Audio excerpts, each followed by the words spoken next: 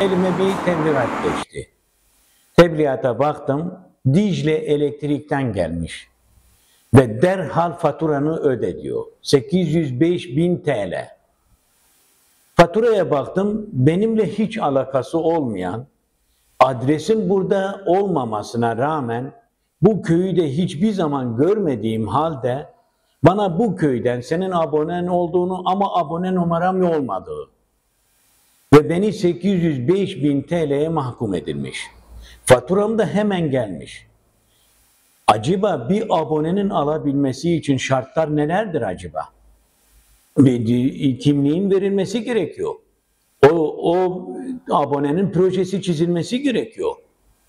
Kameranın önünde karşılıklı imzalanması gerekiyor. Bütün bunların hiçbiri yokken benim fatura nasıl benim adıma geliyor? Benim ikametgahım, adresim de burada tam 25 yıl olmadığı halde benim adıma abone geliyor. Ve ben kalk 805.000 TL ile Dicle Elektrik tarafından mahkum edilmişim, borçlandırmışım, icraya da verildi. Bu konuyu ben mahkemeye taşıdım. Benim avukatım bana dedi ki sizin durumunuzda olan 30 dosya daha var benim yanımda. Kaldı ki bu toplum bu yarayı toplumsal bir yara olarak çekiyor. Ve kimse bununla ilgilenmiyor.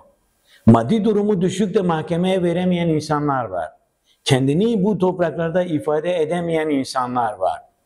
Ama bu borç kendilerine geliyor. Haklı haksız, doğru yanlış. Böyle bir şey olabilir mi? Böyle bir devlet anlayışı var mı? Ben abonenin olmadığını, bu topraklarda yaşamadığımı, adresim burası olmadığını dememe rağmen dilekçem yine olumsuzdu. Zaten yüzüme kapandı. Hiçbir değer verilmedi. Ben bunları söyleyebiliyorum. Hiç kendini ifade edemeyen insanlar ne yapsın? Nasıl bu dertlerini dile getirsinler? Ve siz bu parayı bu insanlardan alınca hak mıdır? Doğru mudur? Doğru bir davranış mıdır? Vatandaşlık görevi midir? Bunlara itirazım var. Yolsuzluk ayyuka çıkmış. Kurumlar keyiflerine göre işlemler yapılıyor. Biz bunu bas bas bağırıyoruz, söylüyoruz. Kimse bizim bu sesimizi duymuyor. Bu insanlara biz bir ses oluruz, belki bir çözüm olur ve bu kurumların kendilerine gelmeleri için gerekli talimatın verilmesini istiyorum.